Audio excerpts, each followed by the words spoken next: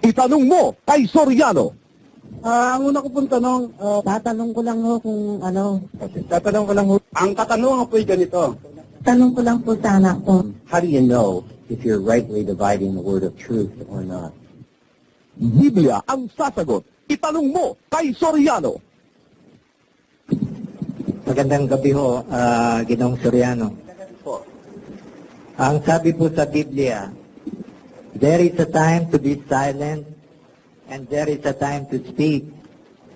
At ngayon, Mr. Soriano, our time to speak has come. Hawak ko po dito ilang verses sa Biblia na nagpapatunay na once saved, always saved. Will you accept the challenge, Mr. Soriano? Same time, same venue. Kung pwede sa Biyernes. na, Na once saved, always saved. sabi nyo, hawak nyo na kayo, hindi kayo na natin pag-usapan.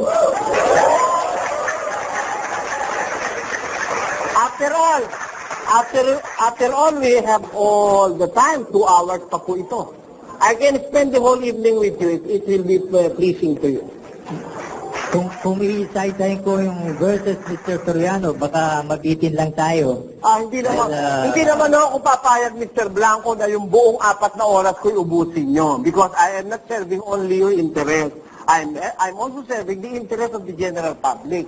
Kaya I'm giving you the last 2 hours of this show now. Pero sabihin nyo, Biyernes, tapos kukonsume nyo mahigit pa sa 2 hours, I cannot give you that. That will be too much. Ngayon Na 4 na oras ubusin nyo sa inyo. Hindi ho tama yun. Mawawala naman ng participation yung iba. Pero this time, kung pwede kong ubusin sa inyo 2 oras na natin. Well, kung ganyan ang gusto niyo, Mr. Soriano, since I'm not familiar on how yung mga procedure ng debates nyo, please brief me. So, kung sinong mauna sa atin or ano? Hindi. Magbigay kayo ng ng ganito. Yung proposition nyo, yung citas nyo sinasabi. Dahil sabi nyo, you are bringing with you verses in the Bible proving that once saved, always saved. Yung paniniwalang osas. Eh di, isang verse by verse. Kung gusto nyo, pag-usapan natin.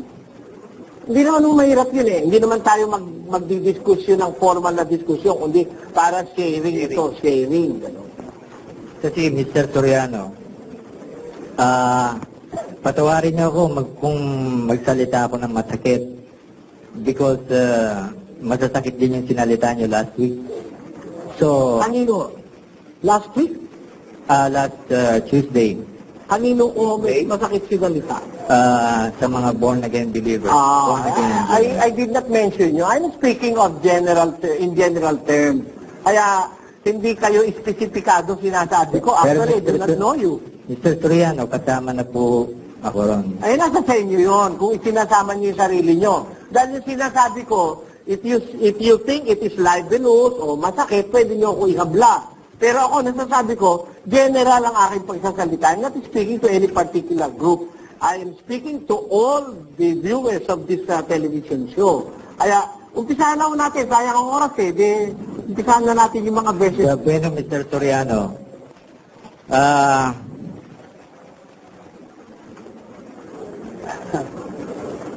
ang stand ko, once saved, always saved. Sige po. Ngayon, ang sabi po nyo, pwede pong mawala ang kaligtasan.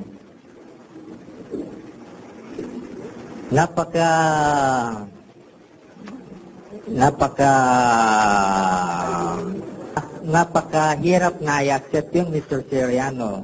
Kasi parang ang sinasabi nyo, na walang kakwenta-kwentang pastol ang ating Panginoon. Kayo ho may sabi doon, hindi ako. Dahil ang sabi po nyo, pwedeng mawala ang ating kaligtasan. Pwedeng iwala ng tao. Dahil ang ating Panginoon, ang sabi sa Biblia, siya ang mabuting pastol. Na matapos ipagkaloob sa kanya ng Ama ang mga tupa at ilagay sa kulungan, ay basta-basta na lang niyang paaagaw sa kaaway. Hindi po ganun ang Panginoon, Mr. Soriano. Babasahin ko sa John 6:39. And it is the will of him who sent me, that I should not lose any of all those he has given me, but that I should have raised them all to life on the last day. Ngayon, Mr. Soriano, 2 beses niya sinabi, all. Wala siyang sinabi, except General po, lahat ng ibinigay sa kanya, ililigtas, all on the last day. Ngayon, Mr. Soriano, tungkol naman sa salvation. Ulitin mo na po yan. Tapos na po kayo sa 6:39 of John? Hindi ko nga po alam ang procedure, paano Hindi. Siyempre, papaliwanag nyo ko. related to your stand. You are using that verse to prove your stand that your proposition is once saved, always saved. And I'm speaking to all the believers of this particular doctrine of the Baptist and some born-again Christian group na sinasabi, na sabi nila, once you have attained salvation, you are always saved kahit ano pa mangyari. Using that verse, pinapaliwanag nyo na ibig sabihin parang pagka si Kristo ang may hawak ng mga tupa, wala nang mapapahama kahit isa. Hindi ba? Sabi nyo gano'n? Hindi ba gano'n na ibigay sa usapan? Siya ang ating mabuting pastor. Oh, wala naman po tayong usapan doon. Talagang pag hinawakan ni Kristo tupa, walang mapapahama kahit isa. Walang pwedeng mangagaw kahit isa. Gusto nyo, patutunayan ko, dadagdagan ko pa ng talata, 10:28 of the book of John. At sila'y binibigyan ko ng walang hanggang buhay, at kailan may hindi sila malilipol, at hindi sila aagawin ng sino man sa aking kamay. Walang makakaagaw pagka nasa kamay ka ni Jesus. Hindi sila agawin ng sino man sa aking kamay. Ano pa ang sabi sa 30:29? Ang aking Ama, na sa kanila ay nagbigay sa akin, ay lalong dakila kaysa lahat, at hindi sila maaagaw nino man sa kamay ng Ama. Oh, that's logical because He is the all-powerful God. Pagka nasa kamay ka ba ng Diyos, pwede ka bang agawin ng kahit na sino? Wala. Pero, ang hindi nyo naiintindihan, kahit hindi ka pwedeng agawin ng kahit na sino, ikaw mismo pwede kang tumalikod sa Diyos. Ikaw. Hindi ka inaagaw. By your own free will, pwede kang tumalikod sa Diyos. At ang maghihiwalay sa'yo, hindi ang kahit sino, hindi yung aagaw ang maghihiwalay sa'yo. Ang maghihiwalay sa'yo, eto, basa. Kundi pinapaghiwalayan ng inyong mga kasamaan kayo at ang inyong Diyos. O kinsan nyo. Kaya pagka gumawa ka ng masama, kahit hawak-hawak ka ng Ama, mahihiwalay ka. Para sabihin mo, pag hawak ka na ng Ama, you are always saved. Maraming hawak ang Ama, binitawan ng Ama dahil nagwawala O di ba? Dahil meron tayong free will. Binigyan tayo ng Diyos pumili para sa ating sarili. If it is your decision to part with the Father, hindi ka pwedeng pigilin ng Ama. Totoo, walang nakakaagaw sa'yo. Walang, no power on the heavens, in the heavens and in the earth na pwedeng umagaw sa'yo. Pero pag ikaw na mismo, gagawa ng kasamaan, mahihiwalay ka dun sa Diyos. Yun po sinasabi ng Diyos. Kaya hindi, you are not proving your stand by those verses. Mr. Soriano, Sige po. people who believe on this logic, sabihin na, Mr. Soriano, huwag sana kayo masasaktan. Sige po. People who believe in this logic doesn't know the meaning of salvation. Hindi ako masasaktan doon because I know the meaning of salvation. And I do not believe on that logic. Dahil, It is not a logic. It is a biblical principle stated in the Bible. It's not a logic after all. Logic ba yun? Sinabi ng Biblia, walang makakaagaw sa'yo sa kamay ng Ama. Pero, pag ikaw mismo ang lalayas, hindi ka pwedeng pigilin ng Ama. Soriano. Hindi logic yun. Nasa Biblia. isang criteria in order for you to Hindi logic yun. Nasa Biblia. isang criteria in order for you to be saved. You have to deny yourself. Tama. Sabi nga po ng ating Panginoon. 9:23 of the book of Luke. Sige. And in order that one should deny himself, he should surrender what, Mr. Soriano? Surrender his will to God. Tama yun. Ngayon, ang sinasabi niyo po, tayo may free will. Free will. Pero on the day of your salvation, isusurrender po natin yung free will sa ating Panginoon. Dahil paano natin siya matatanggap na Panginoon? kung tayo pa rin ang naghahari sa sarili natin? Paano natin masasabi na siya ang Panginoon kung tayo ang Panginoon ng buhay natin? Ganito po yun.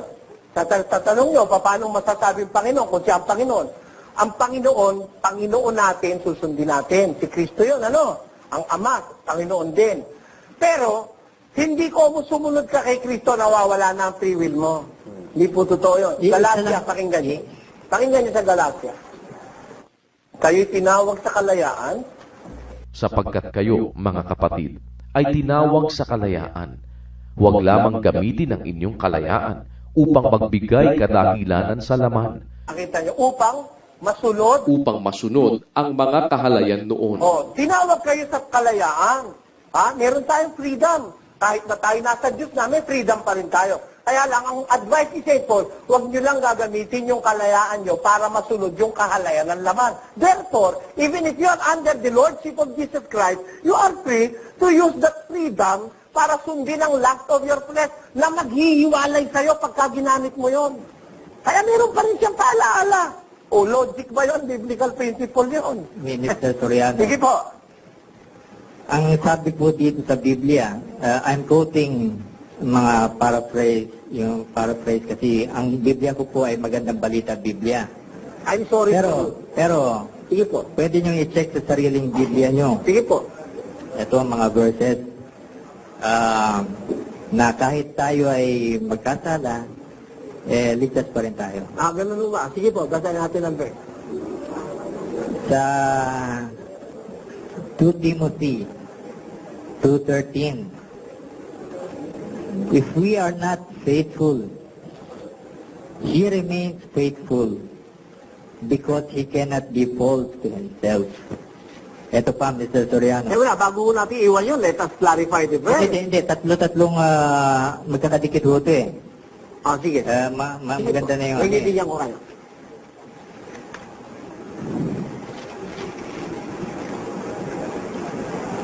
Sa 1 Corinthians 3:15, but if anyone's work is burned up, kunwari yung mga ginawa niyo sa lupa ay puro palpa, then he will lose it, but he himself will be saved.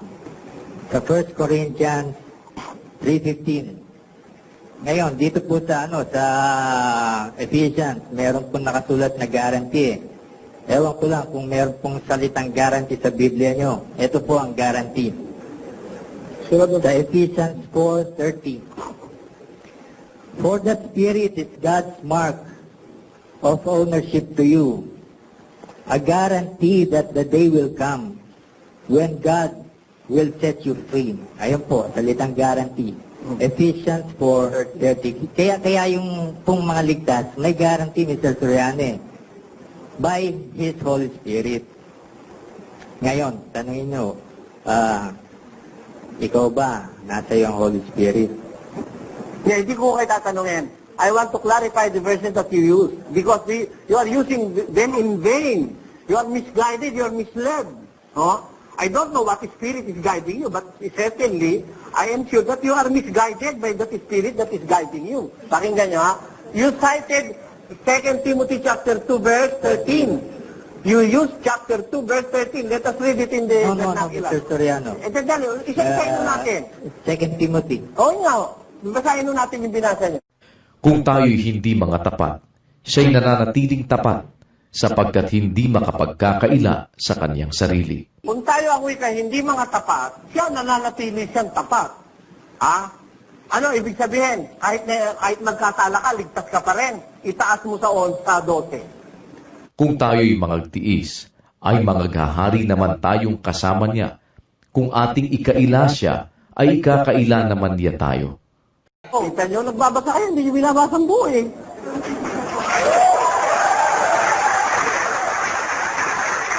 I will read it in English. Eto, binasa niyo 13. If we believe not, yet he abided faithful. He cannot deny himself. But if we suffer, we also shall reign with him. If we deny him, he also will deny us. How can you be saved when God is denying you? Ano pwede? Kaya, Ibig po bang sabihin na si San Pedro, i-deny din ng ating Panginoon? ibang denial yon. That is out of circumstances, by force of circumstances yon. Hindi sinasadya ni Pedro yon. He's being forced by circumstances to temporarily deny Jesus Christ. But after that, he continued on professing that his Lord is Jesus Christ until his death. Kaya yung temporal yon. Yung sinasabi nitong deny, you deny your God by your works. 2 Timothy Titus chapter 1 verse 16. Sila'y nangagpapanggap na nakikilala nila ang Diyos, ngunit ikinakaila sa pamamagitan ng kanilang mga gawa. They pretend that they know God but deny God by their works. Ayun ang sabi ng Biblia. Kaya if you deny Him, He will also deny us. Sabi, how can you be said that you are being denied by God? Ayun. Ngayon, ginamit nyo pa rin yung isang talata. 3:15. Basahin natin. Kung ang gawa ng sino man ay masunog, ay malulugi siya, ngunit siya sa kanyang sarili ay maliligtas. Gayon may tulad sa pamamagitan ng apoy. Ang sabi niya, ang paliwanag niyo rito, kahit gumawa ka ng kapalpakan, lugi ka lang. Pero hindi ka masusunog yung gawa mo, pero ikaw maliligtas ka. Akala niyo kasi, kaya sabi ko, misguided kayo sa Biblia. Itong gawang ito, hindi gawang action ito. Hindi ito gawa na tao. Sabi ni San Pablo, ito ang saligan, bato. 3:11 nag-umpisa yan, kaya 3:15 yan. Ang maglalagay dito ng mga isinasalig, maaaring may maglagay ng dayami, maaaring kahoy, mga bato, ginto, pilak. Ang gawa ng bawat isa, mahayag, sapagkat ang mga araw ang magsasaysay. Di ba ganun na to? Sapagkat susubukin sa pamamagitan ng apoy. Ayan. Yun ang mga gawa, yung ibinabaw dun sa ibabaw ng batong saligan. Ano ba yung gawa na yun? Sabi ni Paul dito, hindi baga ako'y malaya, hindi baga ako'y apostol, hindi baga kayo'y gawa ko sa Panginoon. Ang tinutukoy niyang gawa rito, yung mga taong sumampalataya, ibinabaw niya kay Kristo sa ibabaw ng saligang bato. Meron tao, parang tuyong dayami. Pag binabaw mo nga kay Kristo, parang tuyong dayami naman.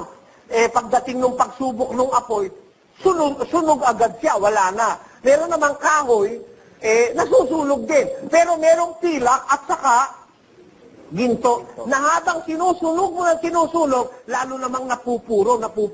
Yun ang nasa 13 ng Zacarias. Na ang tao, sinusubok sa pamamagitan ng apoy. Yung gawa na tinutukoy, gawa ng mga apostol, mga tao yon. Sabi kasi ni Kristo, gumawa kayo ng mga alagad. Pag yung ginawa mong alagad, hindi nagtapat, siyang masusunog sa impyerno. Pero ikaw na gumawa, maliligtas ka dahil ikaw talagang gumawa ng tapat. Ito sinasabi ko, na sinasabing gawa. Kaya sabi ko sa inyo, Mr. Blanco, you are misguided by that spirit. Ito ba tayo Tertulliano?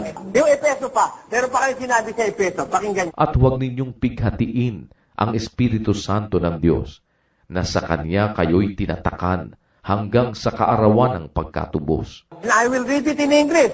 Chapter 4, verse 30 of the book of Ephesians. Pakinggan nyo ang sinasabi dito. You are being denied by the very verse that you are using. 4:30 ng Epeso. And grieve not the Holy Spirit of God, whereby ye are sealed into the day of redemption. Tanyo, grieve not. Huwag mong talungkutin, huwag mong pighatiin ang Espiritu Santo ng Diyos. Bakit? Iiwanan ka niyan pagka pinighati mo yan. Kaya yan nga nagpapatunay that on my proposition na hindi totoo yung once saved, always saved. Because if you are going to continually grieve the Holy Spirit na sa Kanya'y tinatakan kayo, hindi ka matutubos. Bakit? Hindi ka maliligtas. Hindi ka tutubusin. Dinigrid mo siya, pinakalungkot mo siya. Marami yung ikinakalungkot ang Espiritu Santo. Itaas mo kung ano yung ikinakalungkot. Ang mga kadaldala. Ano bang salitang mahalay ay huwag lumabas sa inyong bibig, kundi ang mabuting ikatitibay ayon sa pangangailangan, upang makinabang ng biyaya ang mga nagsisipakinig. At huwag ninyong pighatiin ang Espiritu Santo ng Diyos, na sa Kanya kayo'y tinatakan hanggang sa kaarawan ng pagkatubos. Ano wag mong gagawin? ang lahat ng kapaitan at kagalitan at pagkakaalit at kadaldalan at pangliliba ay mga alis nawa sa inyo, pati ng lahat ng masasamang akala. Meron kanyang kung ano-anong mga masama na yan, matitigati ang Espiritu Santo. Lalayas yan. Pakinggan nyo kung bakit lalayas. 51.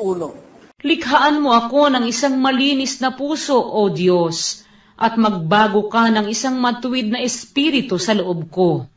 Huwag mo akong paalisin sa iyong harapan, at huwag mong bawiin ang iyong santong espiritu sa akin. Pwede bang bawiin? Kaya nananalangin si David, Panginoon, wag mong babawiin yung santong espiritu mo sa akin. Because, kung pwedeng mabawi yun, mawala, kasi maiwawala mo yung kabutihan pagka hindi ka nag-ingat eh. Kaya ako, I stand firm on that biblical principle na kailangan tayo mag-ingat, magtiis, magparaya, kailangan tayong magmalinis ng konsyensya kasi pag pinighati mo ang Espiritu Santo, lalayasan ka niya. Tatakwil ka niya.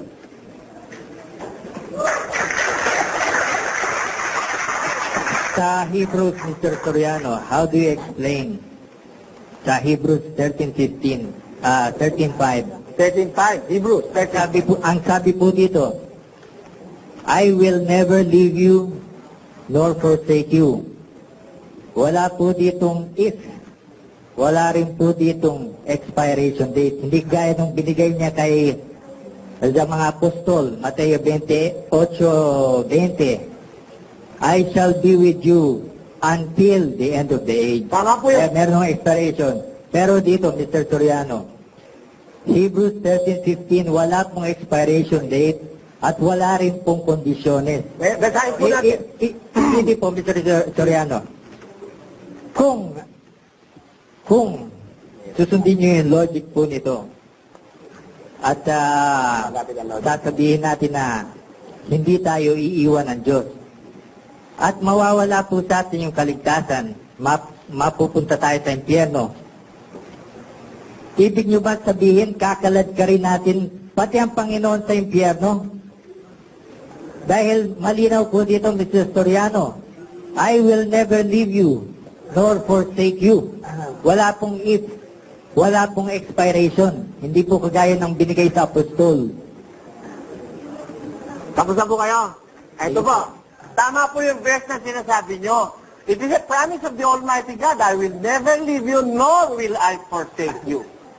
But, remember, no, even if God doesn't want to leave you, you can leave Him. Mr. Soriano, Ay, sandali lang po, di pa ako tapos. Ito lang ibig po sabihin niya. Tapos ko kayo kanina, pabayaan nyo kung muna matapos. Tama yung talata, hindi kita pababayaan, hindi kita iiwan. Pero ang tao, kahit ayaw kang iwan ng Diyos, pwede mo naman siyang iwanan. Ang katunayan, basa, 28. Pasabihin yung walang sabi niya, wala raw expiration, na-expire yun. 28:9. At ikaw, Salomon na aking anak, kilalanin mo ang Diyos ng iyong ama, at paglingkuran mo siya ng sakdal na puso at ng kusang pag-iisip. Sapagkat sinasaliksik ng Panginoon ang lahat na puso, at naaalaman ang lahat na akala ng pag-iisip. Kung iyong hanapin siya, ay masusumpungan siya sa iyo. O yun, nasa sayo siya, hindi kanya iiwan. Kung naglilingkod ka ng sakdal na puso, hanapin mo siya, nasa iyo, hindi kanya iiwan eh. Eh ano nasabi? Ngunit, kung pabayaan mo siya, kanyang itatakwil ka magpakailanman. May expiration na wala. Meron. Hindi nyo lang sinasaliksik. Na-expire yun. Sabi niya, I will be with you always, I will not forsake thee. But if you will be the first one to forsake Him, He will reject you. He will, itatakwil ka niya, magpakailanman. Wala nang bawian yun. Kaya, huwag niyong papangasan, sabihin niyo, wala expiration, no? Sasaliksikin mo lang, andyan sagot eh. Mr. Soriano, Sige po. i-distinguish ko muna ang tupa sa kambing. Sige po. Sige po. Sa John 6:70, ito pertaining kay Judas. Dahil mahilig niyong i-quote na si Judas, isa pong alagad, nagsisi na, ba't nawala niya sa kanyang kaligtasan? Sa John 6:70, nakalagay po dito, I chose the 12 of you, didn't I? Yet one of you is a devil. Sa makatuwid po, sa symbolic terms, ang demonyo po ay kambing. Kasi may panalangin po ang Panginoon, Mr. Soriano. At alam natin na lahat ng panalangin ni Kristo ay dinidinig ng Ama. At ito ang panalangin niya sa John 17:9. I pray for them. I do not pray for the world, but for those you gave me, for they belong to you. Isa pong panalangin, kasi mahaba po itong panalangin ng Panginoong Jesus. Isa pong panalangin ni Jesus diyan, I protect them from the evil one. Hindi po ibig sabihin niya na physically, dahil marami pong Kristiyanong ipinapatay sa mga leon. Ang ibig pong sabihin diyan, keep them safe from the evil one spiritually. Ngayon, kung mawawala po ang ating kaligtasan, ibig sabihin po ay inisnab ng ating Diyos Ama ang panalangin ni Jesus. Dahil maliwanag po sa panalangin ni Jesus, to keep them safe from the evil one. Kung wala pong demonyo tutukso sa atin, at kung wala pong demonyo gagalaw sa atin, di siyempre, Mr. Soriano, wala pong magkukuha sa akin o mga akit na gumawa ng kasalanan. Dahil sa Philippians 1:6, sabi po dito, He who began a good work in you will be faithful to complete it. Hindi niya po ito i-abort. Maliwanag po yan sa Philippians 1:6. At ito lang, Mr. Soriano, ang pinakamahabang verse, actually verses, Romans 8:33-39. Kung papayagin, Sige po. napakahaba. Who will accuse God's chosen people? God Himself declares them not guilty. Who then will condemn them? Not Christ, Jesus who died, or rather who was raised to life, and is at the right side of God, pleading with Him for us. Kaya kahit na magkasalat po tayo, nandun yung salitang pleading. Who then can separate us from the love of Christ? Can trouble do it? Or hardship? Or persecution? Or hunger? Or poverty? Or danger or death, as the scripture says? For your sake, we are in danger of death at all times. We are treated like sheep that are going to be slaughtered. No! In all these things, we have complete victory. We have complete victory through Him who loves us. For I am certain that nothing can separate us from His love, neither death nor life, neither angels nor other heavenly rulers or powers, neither the present, at Mr. Soriano, pakinggan yung mabuti, nor the future. Kasi lagi niyo po sinasabi, sa ngayon, siya ko, ligtas ako. Pero sa future, ewan ko. Kaya, Mr. Soriano, kung hindi kayo sigurado sa kaligtasan nyo in the future, ano po ang tinuturo nyo dito sa mga taong to? Paano kayo magiging mata nila kung kayo mismo hindi alam ang mangyayari sa kinabukasan, hindi nyo sigurado ang kaligtasan nyo in the future? When in fact, Mr. Soriano, nakasulat po dito, neither the present nor the future, neither the world above and below, there is nothing in all creation. Creation ba kayo, Mr. Soriano? That will be able to separate us from God's love. Ngayon, kung magkakasala tayo, isa lang ibig sabihin no, Mr. Soriano. You were not saved in the first place. Tapos na kayo. Babasahin natin uli yung binasa nyo. Ayan. Ako naniniwala kasi na hindi lahat ng nagbabasa ng Biblia naiintindihan yung binabasa niya eh. Yan yun. Sabi mo kanina, parang nakaka-insulto ka pa, pakinggan mo, Mr. Soriano. Ang totoo, gusto mo, babasahin ko yan, walang Biblia eh. Gusto mo? So, papakita ko sa'yo, ha? Sa 8:35 na binasa mo, sundan nyo kung nasa Biblia nyo. Sino ang maghihiwalay sa atin sa pag-ibig ni Kristo? Nakibasa nga? Sino ang makapaghihiwalay sa atin sa pag-ibig ni Kristo? Tama o hindi? Ano yung maghihiwalay? Meron ba pwedeng maghiwalay? Sapagkat ako'y naniniwalang lubos na sa lahat ng mga bagay na ito'y higit pa tayo sa mapagtagumpay sa pamamagitan niyaong sa atin ay umibig. Bata. Tayo'y higit pa sa mga mapagtagumpay sa pamamagitan niyaong sa atin ay umibig. Ayun, tama yung sinasabi ko, no? O, ano yung hindi makakapaghiwalay sa atin sa pag-ibig ni Kristo? O, ano ang makapaghiwalay sa atin sa pag-ibig ni Kristo?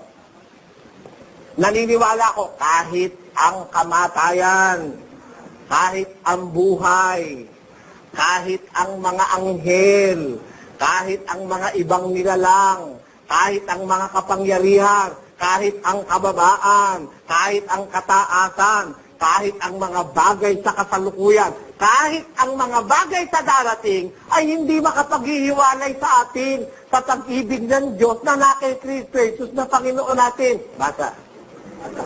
Sapagkat ako'y naniniwalang lubos na kahit ang kamatayan man, kahit ang buhay, kahit ang mga anghel, kahit ang mga pamunuan, kahit ang mga bagay na kasalukuyan, kahit ang mga bagay na darating, kahit ang mga kapangyarihan, kahit ang kataasan, kahit ang kababaan, kahit ang alinmang ibang nilalang, ay hindi makapaghihiwalay sa atin sa pag-ibig ng Diyos na nasa kay Kristo Jesus na Panginoon natin. Kalitisin yung sinasabi ko, no? Kahit hindi ko binabasa sa Biblia. Kasi nandito na yun eh. O, tama naman yun eh. Tama yan. Wala namang makakapaghiwalay. Kahit kamatayan, kahit yung ngayon. Kahit si Mr. Blanco, hindi mo ko kayang ihiwalay sa pagtitiwala ko. Kahit darating, kahit yung kaapu-apuhan mo kung buhay pa ako noon, kahit yung sa bagay kay naharap, hindi pwede makapaghiwalay sa atin sa pag-ibig ng Diyos na kay Kristo Jesus. Tama yun, walang makakapaghiwalay. Pero yung ikaw sa sarili mo, pwede mong ihiwalay ang sarili mo kay Kristo. Walang makakapaghiwalay sa'yo. It's only yourself. But why? Because it is only your own self and your own free will that can judge for your future. Alam mo, pag hindi ka nag-iingat, huwag mo sabihin kahit magkasala ka. Kaya alam niyo yung mga Baptist, karamihan, hindi naman lahat, at saka yung mga born again, hindi natatakot magkasala yan. Hindi natatakot. Kasi kahit magkasala, turo sa kanila, ligtas pa rin sila. Ganun ba yun? Pakinggan nyo sa unang Juan. Alam nyo kayo kung magbabasa ng Biblia, consider nyo lahat ng parte ng Biblia, huwag isang talata lang. Unang Juan, Kapitulo 5, versikulo 16. Pakinggan nyo na. Kung makita ng sino man na ang kanyang kapatid ay nagkakasala ng kasalanang hindi ikamamatay, ay idalangin siya at bibigyan siya ng Diyos ng buhay na ukol sa mga nagkakasala ng hindi ikamamatay. May kasalanang ikamamatay. Hindi tungkol dito ang sinasabi ko na idalangin niya. Pagka yung ginawa mong kasalanan, kepo ka. Bakit? May kasalanan na ikang ikamamatay, hindi tungkol dito. Sinasabi ko, idalangin pa. Pati ipanalangin man, hindi mo dapat ipanalangin pag ang ginawa ng isang kapatid, kasalanang ikamamatay. Kapatid ang tinutukoy o hindi? Member ng church o hindi? Kung makita ang kanyang kapatid nagkakasala lang hindi ikamamatay, idalangin. Meron ikang kasalanang ikamamatay, huwag mo nang idalangin. Sabi niya, bakit?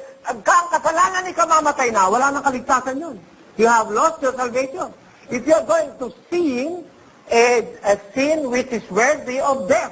Kaya, sa Biblia, kailangan mag-iingat tayo. Totoo, hindi ka pwedeng ihiwalay ng anghel. Hindi ka pwedeng ihiwalay ng iti kung meron mang iti, ano? Hindi ka pwedeng ihiwalay ng ibang nilalang. Hindi ka pwedeng ihiwalay ng kamatayan, ng buhay, ng kahit ano pa. Pero, Pagka gumawa ka ng mabigat na kasalanan sa paningin ng Diyos, mahihiwalay ka. Sinabi ng Diyos inihiwalay kayo ng inyong kasalanan, kayo at ang inyong Diyos, nahiwalay kayo.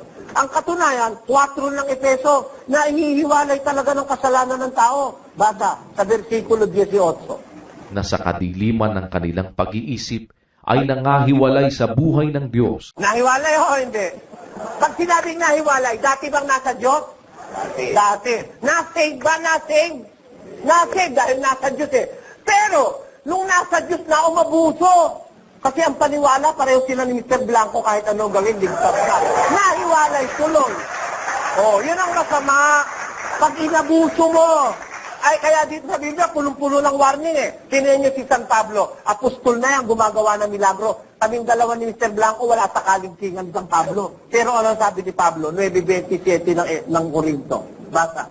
Ngunit hinahampas ko ang aking katawan at aking sinusupil, baka sakaling sa anumang paraan, pagkapangaral ko sa iba, ay ako rin ay itakwil. Is there a possibility itakwil ng Diyos si Pablo?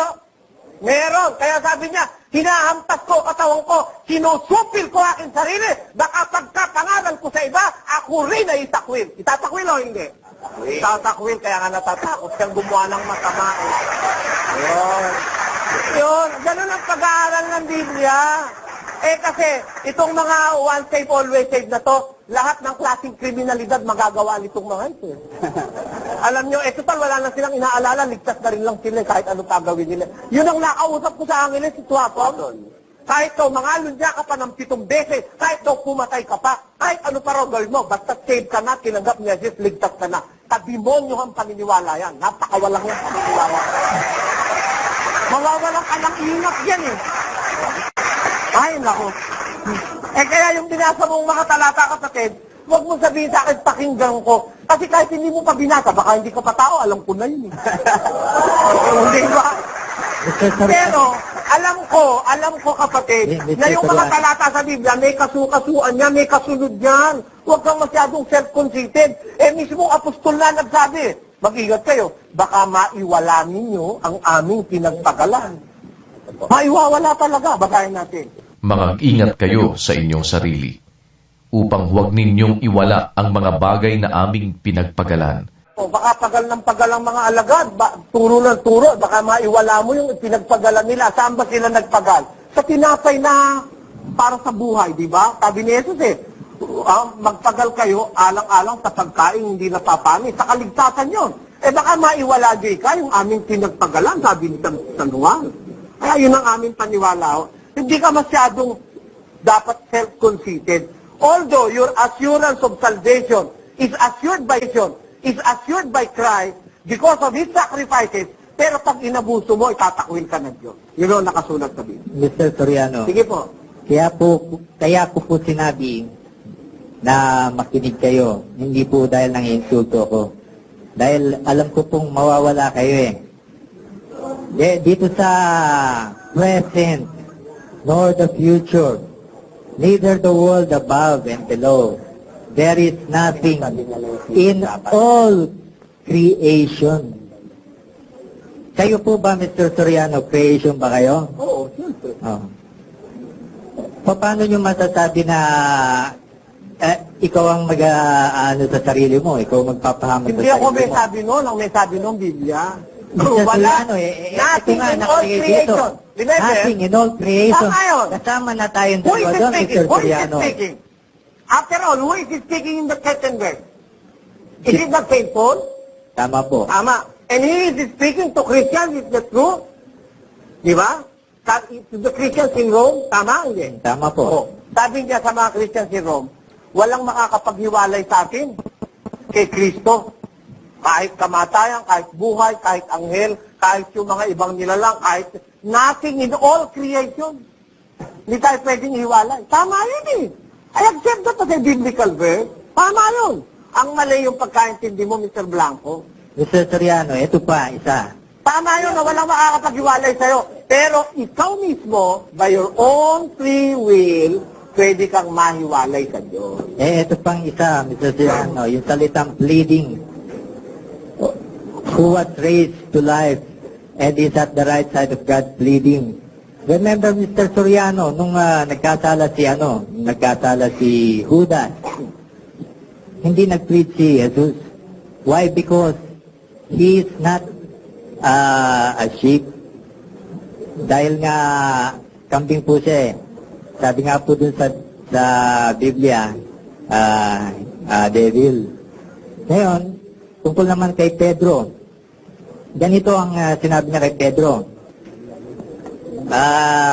Wala po rito eh. Kaya i-quote ko na lang.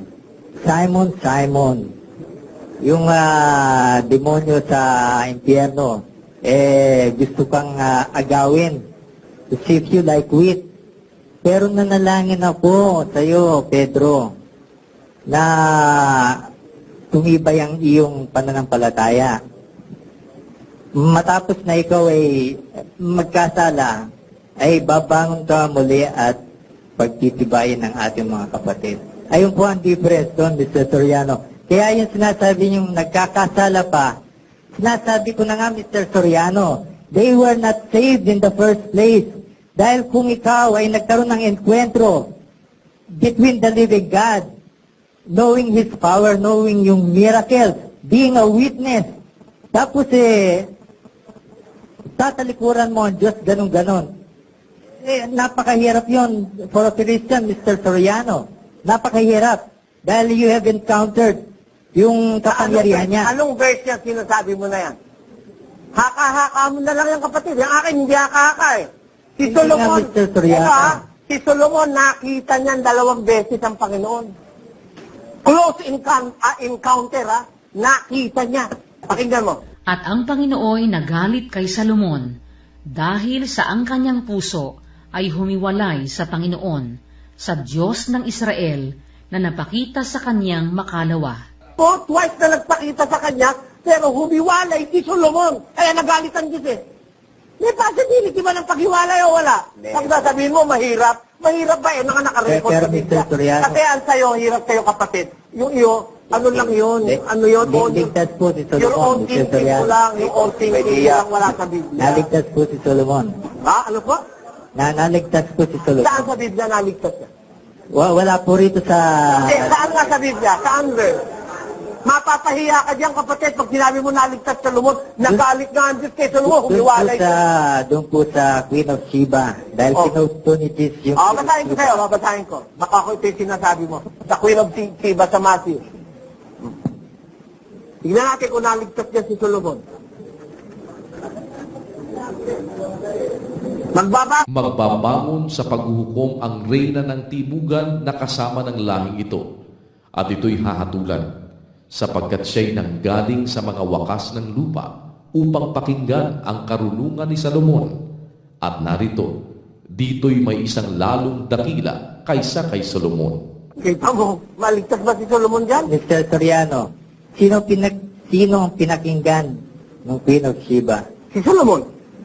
Kung nagkasala si Solomon, Mr. Soriano, at pinakinggan ng Queen of Sheba, anong logic yun, Mr. Soriano? Bakit? Nung pakinggan pa ng Queen of Sheba, nagkasala na si Solomon? Hindi pa noon, nakala mo. Alam mo kung kailan siya nagkasala? Asa? Kay hirap sa'yo. Masyado kang pangahas eh. Magtanong ka muna kay Soriano, matututunan.